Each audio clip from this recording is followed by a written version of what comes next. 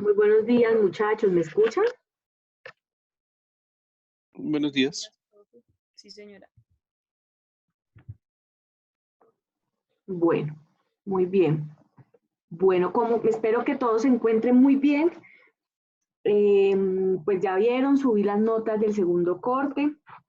Afortunadamente a la mayoría le fue muy bien y espero que les haya ido así de bien en el resto de materias. Bueno, antes de empezar con el tema que hoy nos convoca, eh, quisiera saber quién de ustedes trajo noticia para hoy.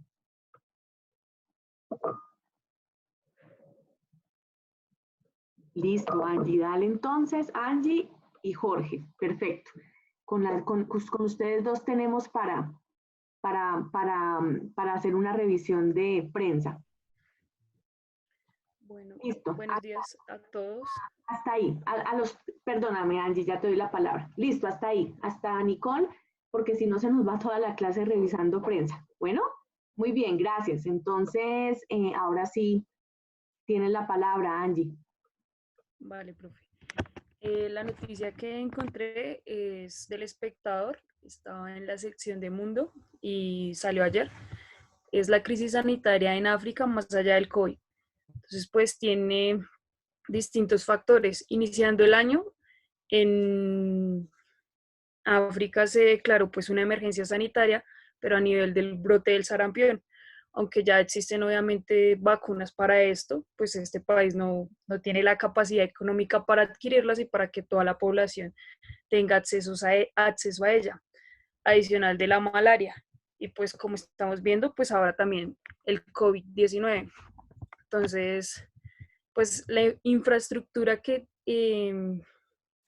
tiene África es simplemente en la ciudad principal existe un hospital gubernamental que pues obviamente es insuficiente y la ayuda que recibe por parte de los Médicos Sin Fronteras. Ellos sí tienen más o menos, están ubicados en 3 lugares estratégicos de África. Adicional de este problema de la pandemia y del sarampión y la malaria, hace un año firmaron un acuerdo de paz, el cual se está tratando de implementar, pero pues aún el gobierno simplemente tiene control sobre las ciudades principales y siguen teniendo mucho más control en los grupos al margen de la ley. Em, También pues obviamente destacan que pues a través de lo que se está dando por medio de la pandemia del COVID, pues obviamente son un poco más invisibles porque pues anteriormente recibían un poco más de ayuda por parte de organizaciones mundiales para combatir la malaria, el sarampión y otras enfermedades que existen, pero pues en el momento obviamente no están recibiendo mayores ayudas. Entonces esta noticia es como un auxilio que está pidiendo de por sí África para pues combatir todo este tipo de epidemias que están sufriendo, adicional pues a toda la pobreza y todo el problema que tienen en otros aspectos de su economía. Muchas gracias, Angie, por la noticia. Claro, todo el mundo entero está volcado es hacia superar esta pandemia del COVID-19 y muy seguramente África ha dejado de ser un país prioritario para las organizaciones al estar volcadas hacia el manejo de la pandemia. Y recordemos que África tiene unos niveles de desigualdad que superan el 80%. Muchas gracias. Vamos entonces con Jorge Martínez. Buenos días, Jorge. Buenos días, profe. Buenos días para todos. ¿Me escuchan?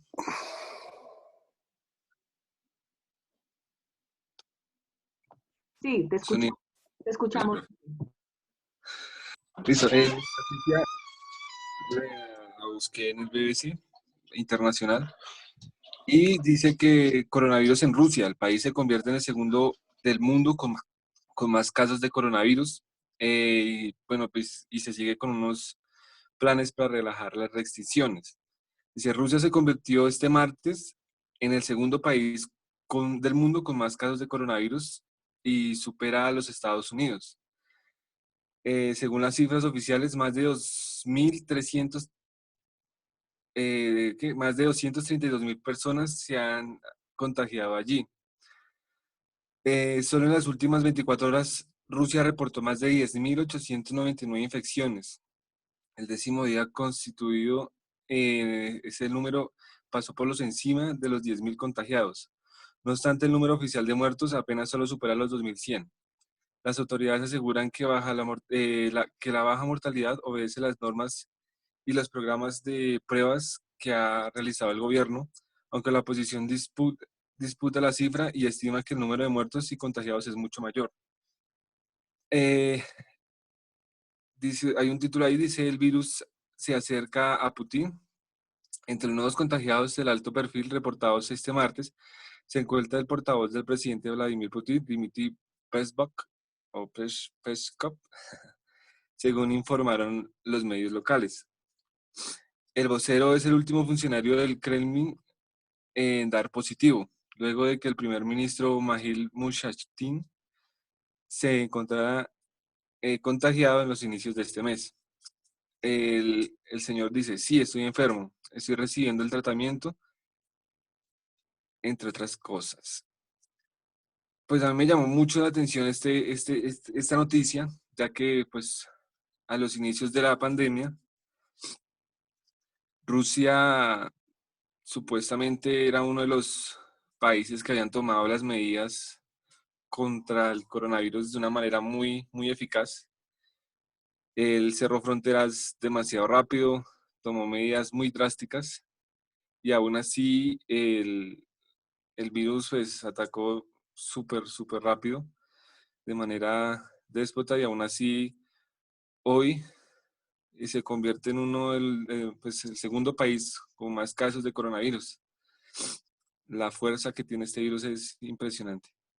Esa era la noticia. Había otra, pero pues preferí tomar esta. Y eso es todo, profe. Gracias, Jorge. La verdad no sabía que Rusia estaba tan contaminada. También me coge por sorpresa. Y realmente uno ya no sabe ni qué pensar de los mecanismos de propagación del virus, porque realmente esto, esto va creciendo exponencialmente y uno a veces no entiende cuál es la forma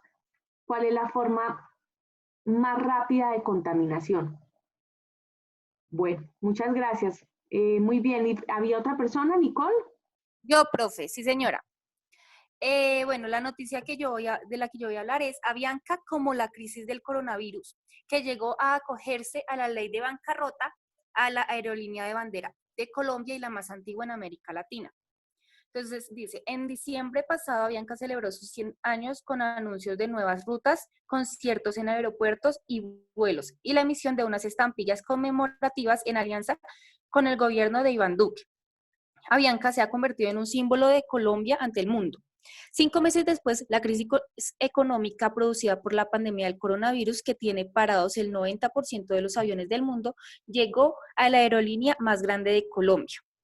El domingo, cuando se cumplía el plazo de unos pagos de deuda, la empresa solicitó acogerse al capítulo 11 del Código de Bancarrota de Estados Unidos, figura que busca defender a los acreedores en este país y le da incentivos a las empresas con contratos allí para no tener que cerrar operaciones. La compañía tiene filiales en Ecuador, Brasil y Honduras, entre otros países. Anunció la liquidación de su operación en Perú, la primera consecuencia concreta de la bancarrota. La pandemia ha significado una caída del 80% de los ingresos de la empresa. Sin embargo, con acogerse al famoso capítulo 11, Avianca espera reanudar sus vuelos cuando termine la pandemia. La bancarrota le permite mantener el control de sus operaciones y ganar de un año para renegociar una deuda total estimada en unos 7 millones de dólares. 7 mil millones de dólares, perdón. Uno de los mecanismos que se ha planteado para salvar a la empresa es un rescate del gobierno colombiano. La idea, al parecer planteada por la compañía, según filtraciones de medios locales, generó fuerte polémica en un país que intenta resolver y sobrellevar la pandemia entre la pobreza, desigualdad e informalidad laboral. Los defensores de un rescate argumentan que el impacto social y económico de la desaparición de Avianca, que consideran un activo estratégico para el país, sería catastrófico. Mientras que los detractores lo ven como un premio a una compañía que ya no es colombiana y cada tanto protagoniza escándalos de maltrato al cliente por parte de un gobierno de tecnócratas que dicen que gobiernan para los empresarios. Duque, cuya hermana María Paula es vicepresidenta de Relaciones Estratégicas de Avianca, quien fue elegido de la mano del sector privado. No ha ni rechazado ni aceptado la iniciativa, pero con la bancarrota el debate debe continuar. Entonces, hablar un poquito de la historia de los altibajos que ha tenido Avianca. Entonces, habla de que Avianca emplea a más de 21,000 personas en líneas más grandes de la región después de la chilena LATAM. Esta tiene 176 aviones que operan a 150 destinos y que hasta ahora ofrecía más de 5.100 vuelos semanales. La marca está registrada en la memoria de los colombianos, en parte porque en 1973 se incendió su emblemático edificio de Bogotá y porque en 1990 los narcos derribaron uno de sus aviones. Según Skytrax, un servicio de consultoría aeronáutica, Avianca es la mejor aerolínea de América Latina, pero en otros portales de críticas como la Official Aviation Guide registra como una de los más retrasos y quejas que presenta la región. No es la primera vez que la aerolínea se declara en bancarrota ante la justicia estadounidense, aunque esta sea, según su presidente, Anko van der Werfa, la crisis más desafiante en nuestra historia. Pues como de América y United entraron a este proceso durante la... Bueno, y ya digamos finalizando, dice que Avianca gozó durante años del proteccionismo del Estado colombiano que limitaba la competencia, le dio el monopolio del correo y la rescataba cuando necesitaba. Pero cuando llegó el libre mercado en los 80 y 90, nunca supo adaptarse. Bajo las riendas de los Santo Domingo, en 2003, Avianca cayó en bancarrota. Y ahora con el coronavirus se repite la historia. Esa es la noticia, profe. Gracias, Nicole. Algunos plantean que otra opción podría ser volver accionistas a los trabajadores y pilotos de Avianca para rescatarla. Bueno, muy bien. Yo quisiera compartirles también una noticia que me parece sumamente importante y con esto finalizamos la revisión de prensa por hoy y tiene que ver con la reinvención del crimen organizado a propósito de la pandemia. Permítame en un momento, me voy a permitir leer la noticia.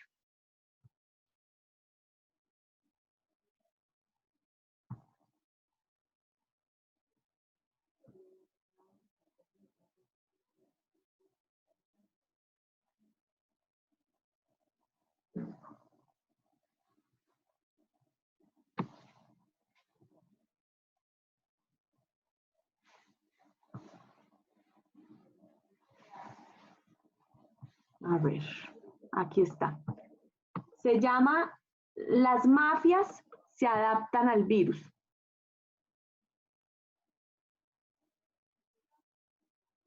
Dice así.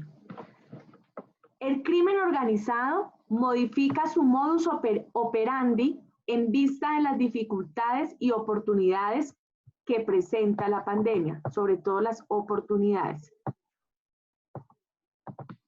Dice así. Hace 3 décadas, cuando cayó el muro de Berlín y el mundo se asomaba a un momento de cambio como el que presagia ahora el coronavirus, un miembro de la organización mafiosa calabresa telefoneó a su contacto en Berlín para pedirle que cruzase al este de la ciudad y comenzase a comprar propiedades. ¿El qué? Respondió el contacto. Restaurantes, discotecas, todo, todo. La anécdota, que se conoce porque la policía grabó la conversación, muestra la increíble capacidad de adaptación al cambio que tuvo entonces y está teniendo estas semanas el crimen organizado. Las mafias están cumpliendo esa máxima, tan utilizada en las escuelas de negocios, de que todo cambio supone una oportunidad y reorientando sus actividades. Estafar por internet con mascarillas y gel desinfectante es, por ejemplo, más fácil estos días que transportar droga de uno a otro continente o pasar combustible de contrabando más que introducir migrantes de manera irregular. Lo que más preocupa, sin embargo, a los expertos no es el hoy, sino el potencial que tendrán las organizaciones criminales de penetrar en la economía legal justamente por los agujeros que deje la recesión que viene. Abro comillas. Las redes criminales están adaptando sus operaciones extremadamente rápido al contexto de la COVID-19. Lo que no están haciendo es detenerse, asegura Lucía Wirth, analista de Iniciativa Global contra el Crimen Organizado Transnacional. Adaptabilidad, flexibilidad y rapidez son sus puntos fuertes. Las fuerzas del orden a nivel nacional e internacional tienen que cumplir con un conjunto de reglas y procedimientos a los que claramente no están sujetas las organizaciones criminales. Van a otra velocidad.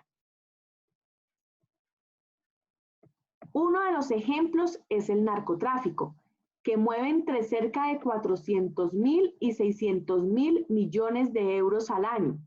Según una estimación de 2017 del Centro de Estudio Global Financial Integrity, el coronavirus ha roto el flujo desde China a los carteles de México de los químicos necesarios para elaborar metanfetaminas y fentanilo. En marzo, ante la perspectiva de un cierre de fronteras continuado, aumentó a toda brisa el volumen de cocaína transportada desde América Latina a Bélgica.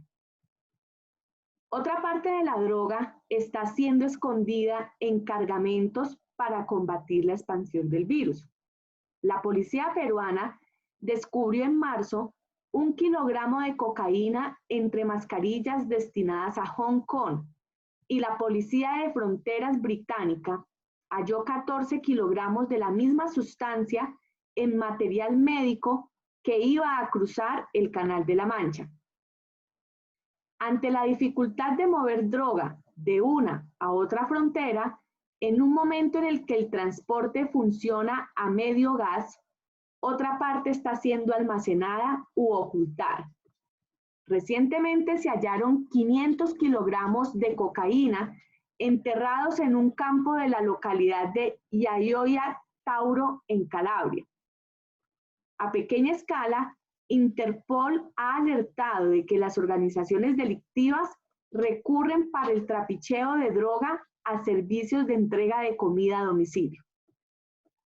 Jason Ellick, experto en cuestiones de narcotráfico, subraya que hoy por hoy la oferta de drogas parece estable.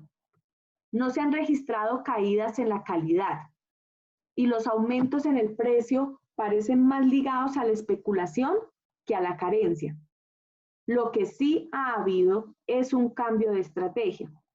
El contrabando por mulas, personas a las que se paga por esconder droga dentro o junto a su cuerpo, se han reducido significativamente al desaparecer el flujo turístico.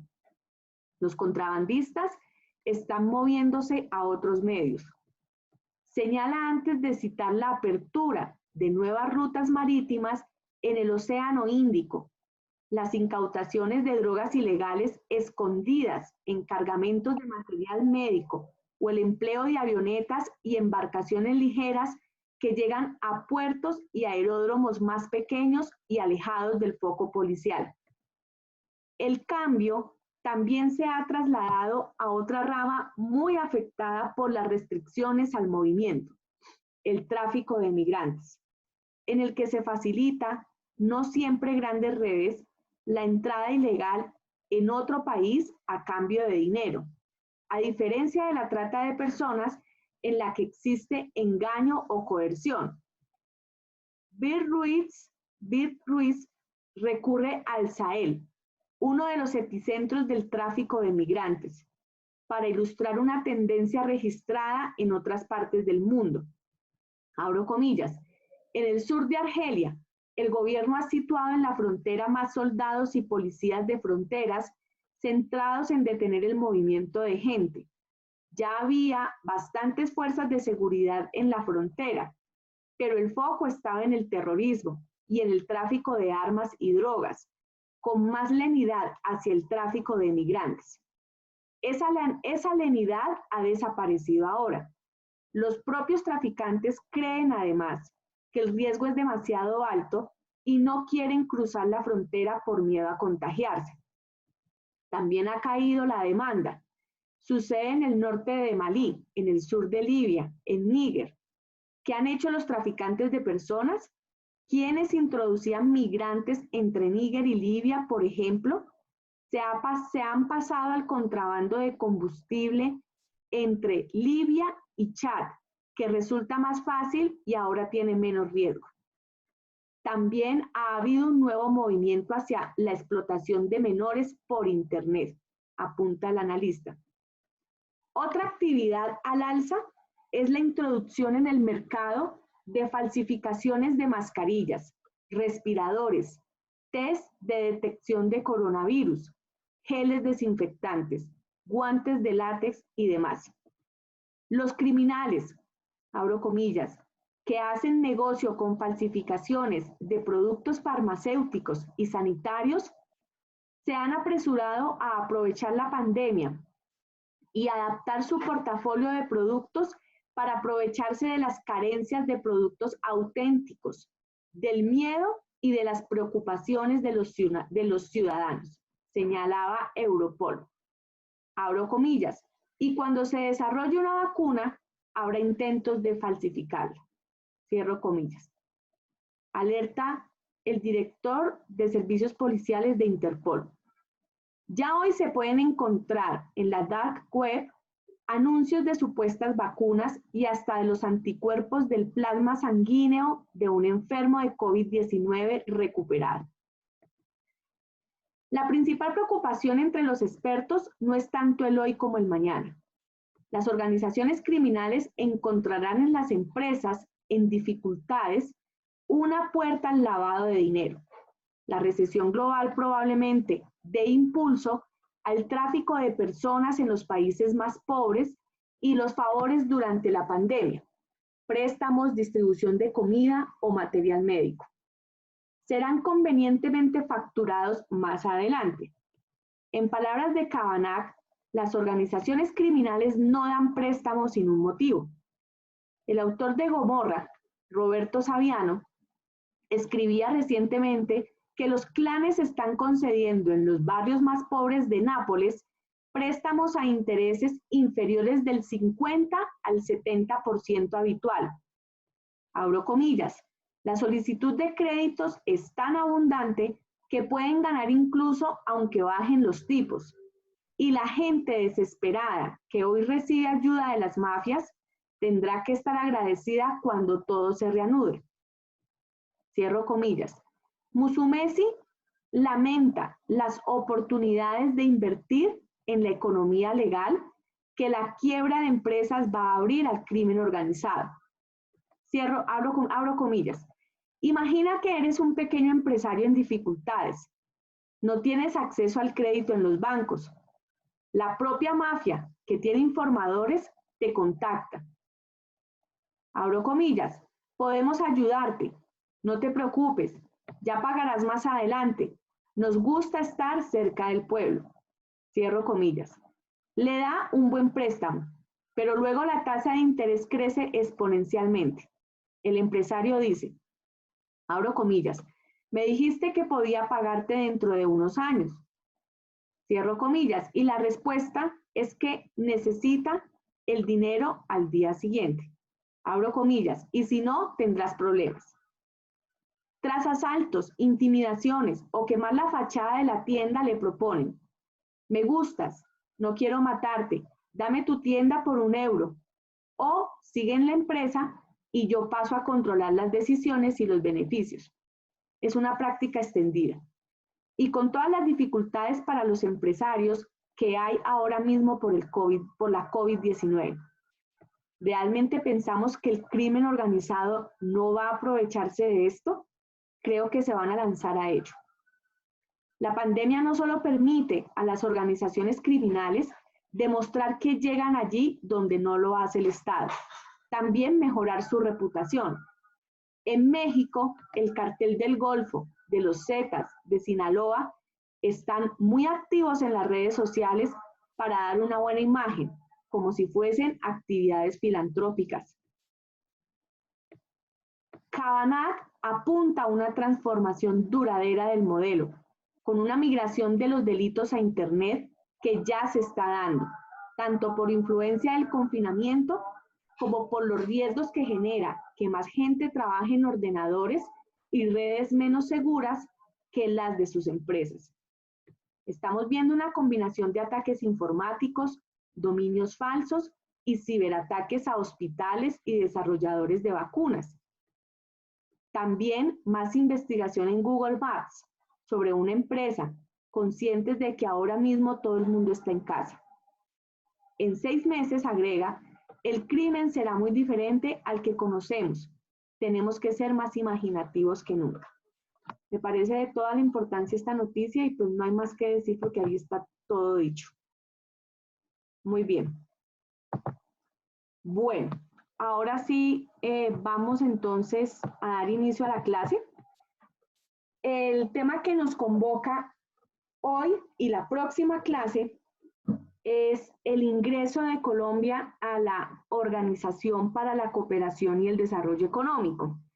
Vamos a revisar un poco primero qué es la OCDE, cuál es su historia, cuáles son sus objetivos, qué países son miembros de la OCDE, en qué temas fundamentales trabaja esta organización, qué tuvo que hacer Colombia para poder ingresar a este club y básicamente cuáles son las ventajas y las desventajas para que Colombia, perdón, haga parte de esta organización. Antes de iniciar, quiero hacer como un sondeo frente al conocimiento que ustedes tienen de la OCDE.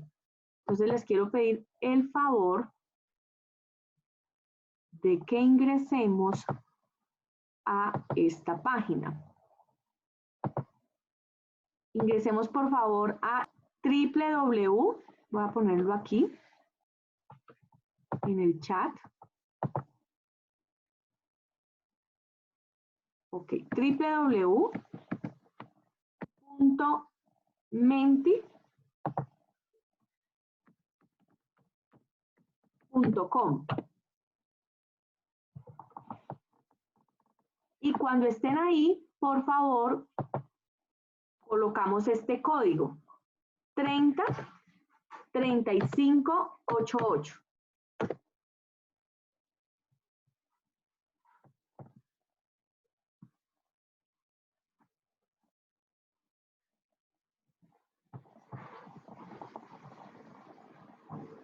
Eso, muy bien.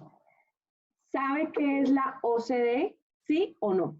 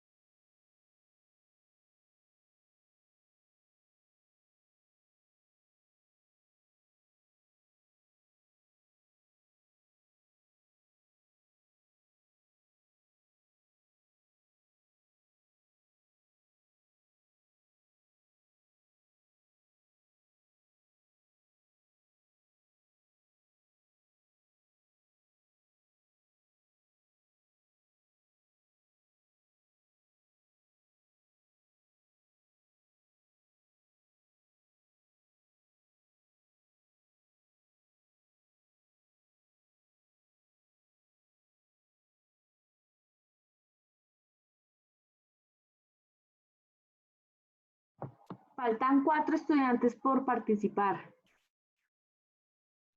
3, perdón.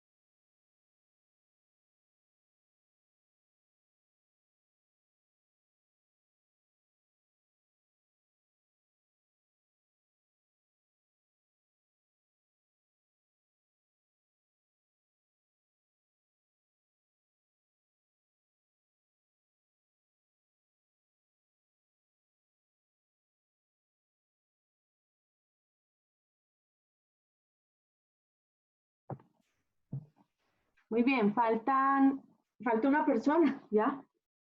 Mientras participan ahí, quiero comentarles que desde la semana pasada la universidad nos dio la instrucción de tomar lista, entonces les recomiendo mucho pues asistir a las clases, a menos que haya una fuerza mayor, por supuesto, pues para que no vayan a tener problemas con este tema de la asistencia. Bueno, muy bien, entonces faltan 2 personas.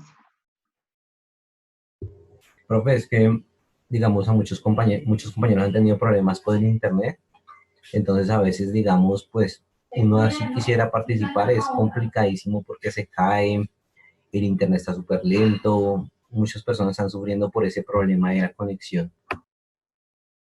Sí, yo entiendo eso, lo he sabido.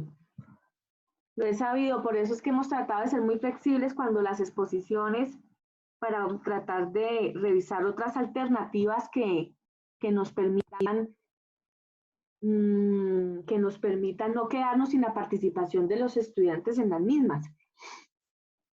Entiendo eso perfectamente. Bueno, muy bien, listo. Entonces, gracias, Michael.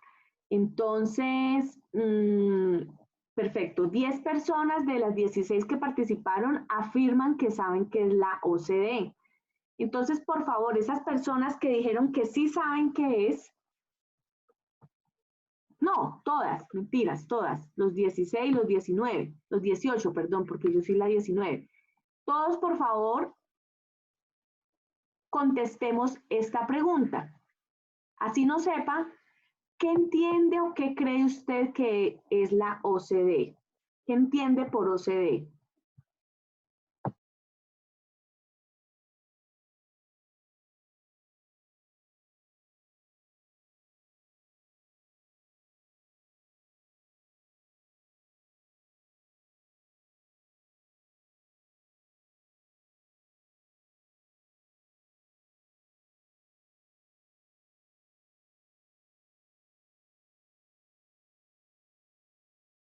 Profe, ¿una palabra clave o puede ser también una frase corta?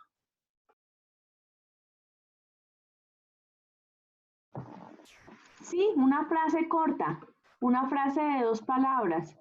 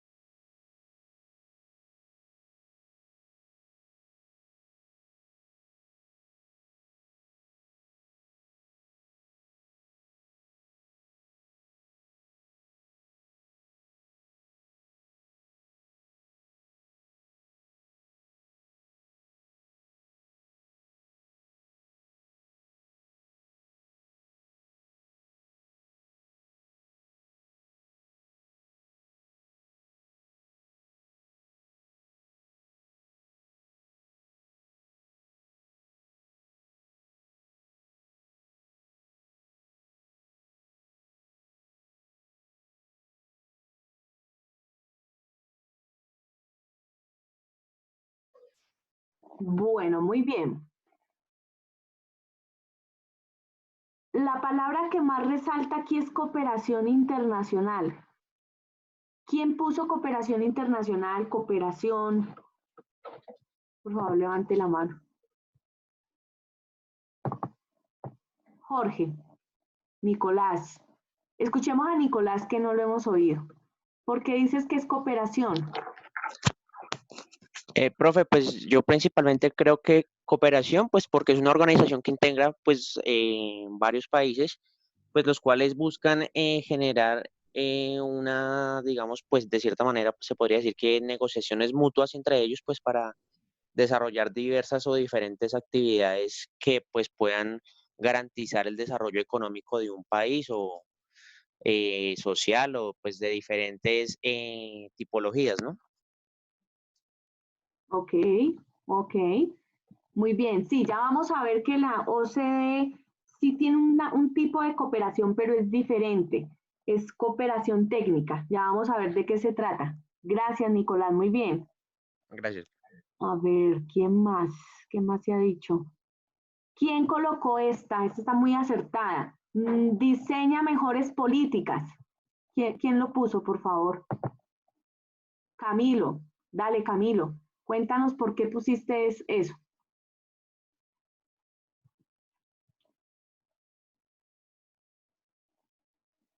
Profe, yo puse Organización de Cooperación Internacional. Ya.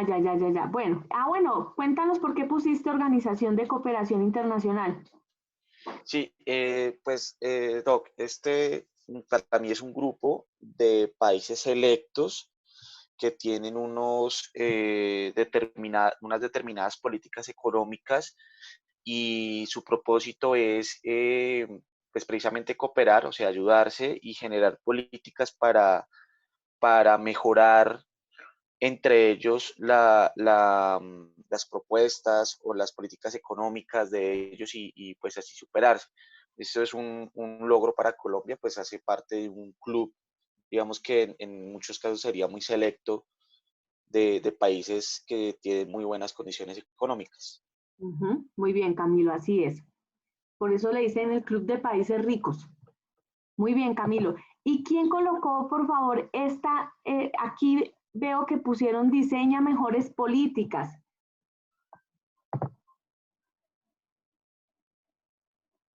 Levante la mano quien puso diseña mejores políticas. Fui yo, profe. ¿Por qué? Cuéntanos por qué. Pues yo tengo entendido que esa organización está compuesta por 37 estados y que el objetivo principal es coordinar políticas económicas y sociales. Entonces, pues por eso lo puse.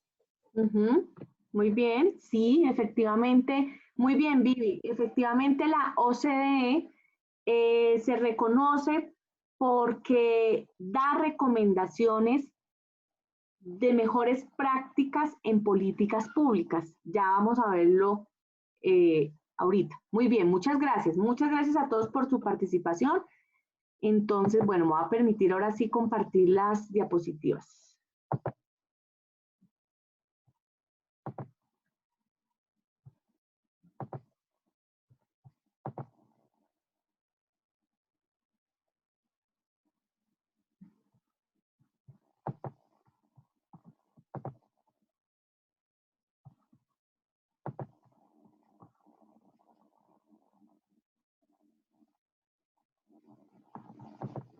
Perdón, un momentico, que yo no sé, configure mal.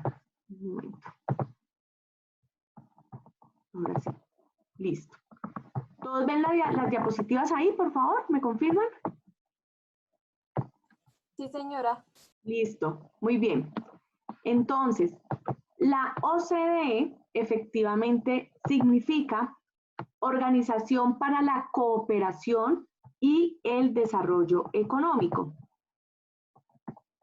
Un momentico que es que un momentico que me enredé aquí. Me enredé. Esta es.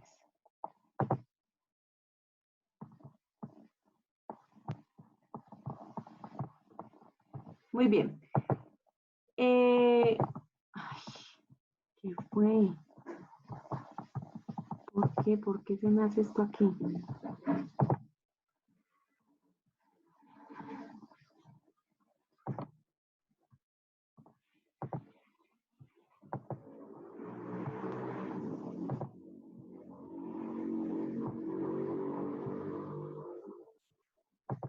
Perdón un momento, es que no sé qué me está pasando con esto. A ver, es esta, comparto y ya.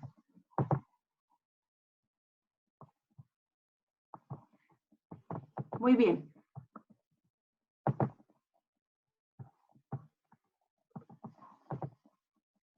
A ver, cierro esta. Ahora sí. Ahora sí. Muy bien. Entonces, la OCDE nace en el año de 1961. Ahí las están viendo, ¿cierto? Las diapositivas. Sí, señora. Sí, señora. Ok. La OCDE nace en el año de 1961, pero pues hay que hacer un breve recuento histórico que fue lo que pasó. Resulta que la historia viene desde el 48, cuando se organiza la Organización para la Cooperación Económica Europea, que de hecho fue la antesala a la Unión Europea, con el ánimo de ejecutar el Plan Marshall, financiado por Estados Unidos, como todos sabemos, para la reconstrucción de Europa después del devastamiento que dejó la Segunda Guerra Mundial. Entonces, nace esta organización y se allana pues el camino para una nueva era de cooperación que cambiaría pues Europa, en últimas, con su reconstrucción. Debido pues al éxito que tuvo la ejecución del Plan Marshall, deciden en su momento unirse a la OES, Canadá y Estados Unidos, unirse en el sentido de firmar un nuevo convenio que sería la OCDE. Este convenio se firma el 14 de diciembre de 1960, pero realmente la OCDE nace en el año del 61. Y estos dos países se unen para firmar este nuevo convenio con el ánimo de que la OCDE vigilara, se volviera un garante de la implementación de los recursos que se dispusieron para el Plan Marshall. Entonces entra en vigor en el 61 y empiezan a unirse países a la OCDE.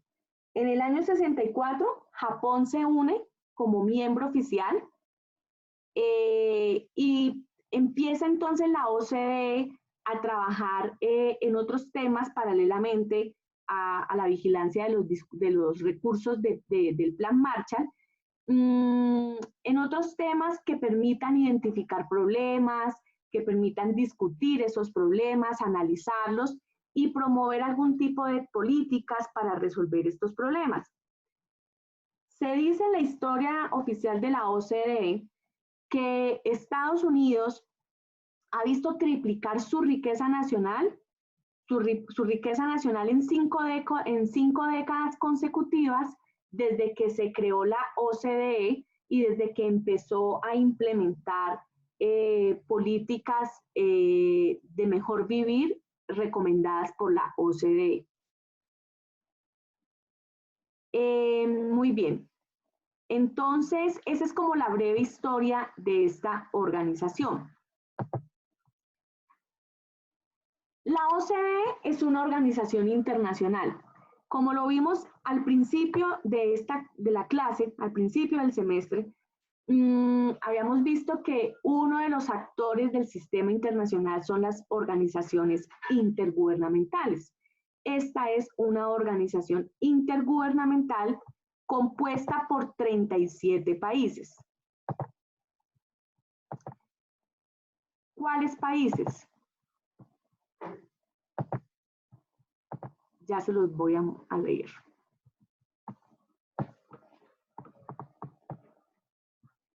A ver. Entonces, los países miembros de la OCDE con el respectivo año de ingreso a esta organización son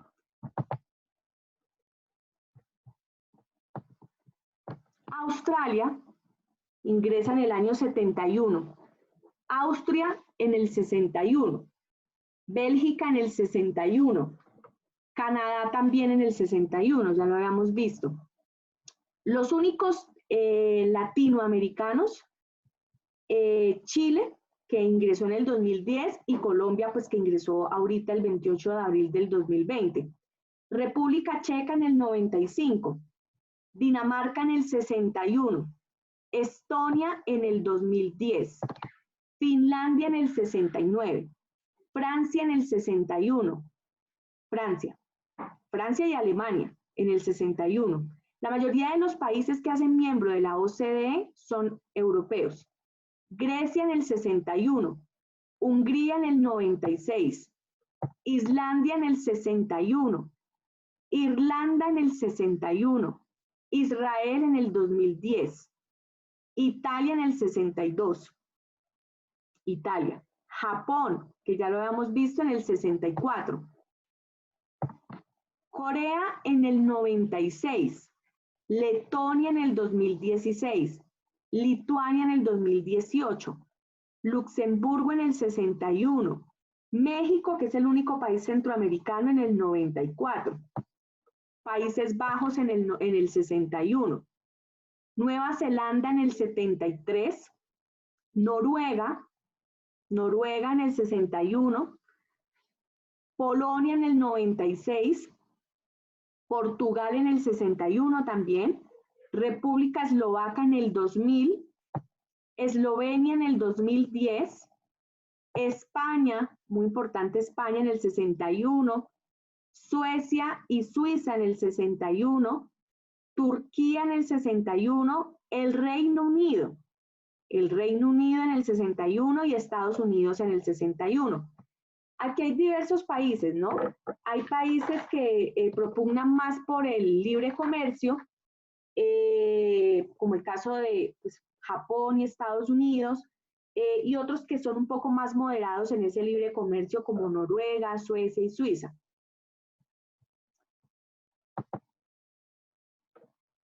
El objetivo de la OCDE siempre ha sido recomendar la práctica de mejores políticas públicas para un mejor vivir. Políticas públicas que tienen como premisa instalar en los países prosperidad, instalar igualdad, ampliar las oportunidades y extender el bienestar social. Las políticas públicas en las que ellos más trabajan es políticas que ayuden a mejorar el desempeño económico de los países, básicamente políticas que permitan que cada país encuentre su norte o su base productiva, por decirlo así, y que pues obviamente con ello se pueda ampliar el número de puestos de trabajo, generación de empleo.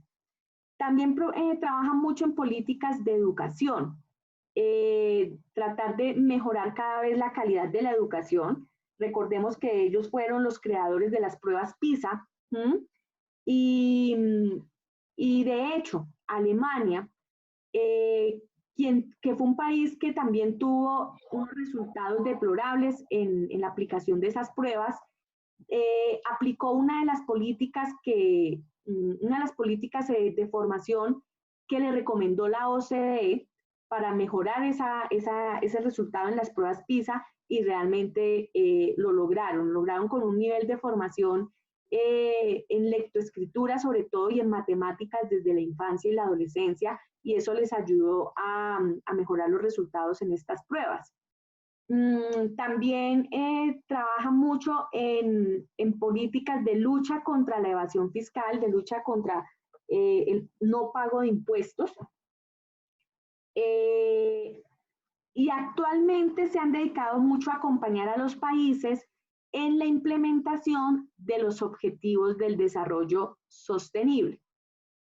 También en temas como, por ejemplo, protección del medio ambiente, pues que va dentro de los ODS, y la libre competencia, sobre todo para tratar de mitigar la competencia desleal. Quiero que veamos, por favor, este video que nos dice qué es la OCDE.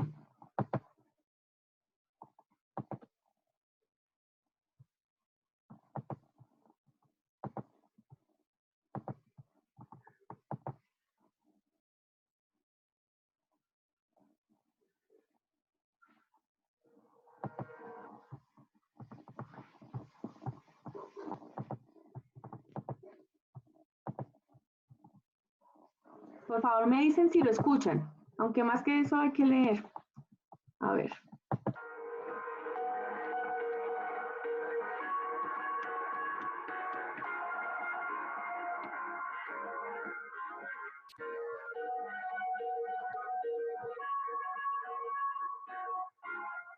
What do we all share? A hope for a good life, a better life. Imagine a world that provides healthy and fulfilling lives, a decent income and access to knowledge and skills, a clean environment, well-being, and a sense of belonging. The OECD helps build this world.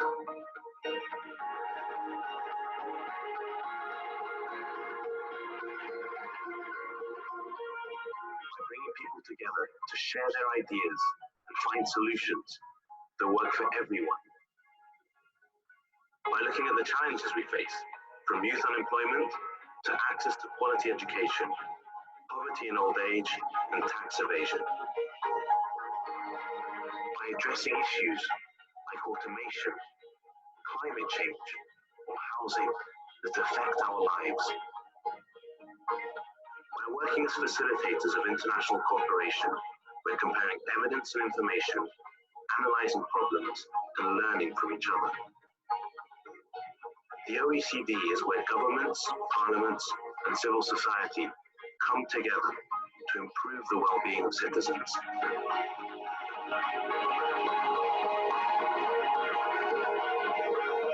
The OECD sets standards and good practices and designs better policies for better lives.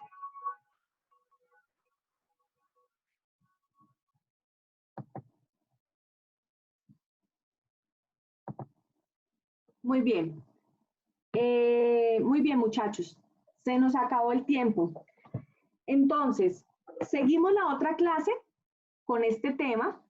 No hay actividad esta semana. No hay actividad. La actividad queda para dentro de 8 días.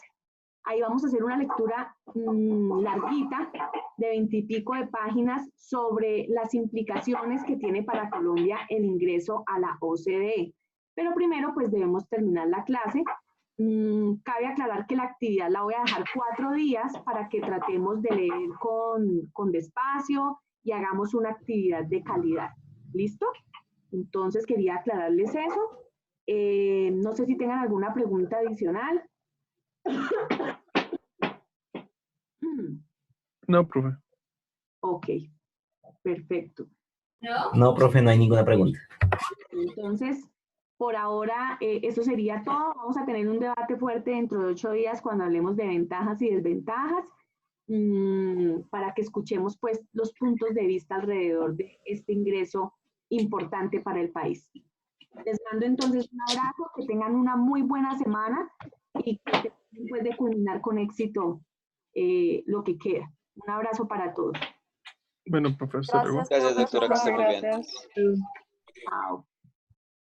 Profe, ¿hoy ya hiciste el llamado de lista? Lo que yo hice fue tomar fotos. Lo que hice fue tomar fotos de quienes estaban ahí. Entonces ya con estas fotos pues yo registro la asistencia. Bueno. Ah, vale, profe, es que yo llegué, pude entrar algo tarde, no sé si hubo algún problema. Espérame un momento, yo reviso. Dame un momento, yo reviso. Vale, gracias.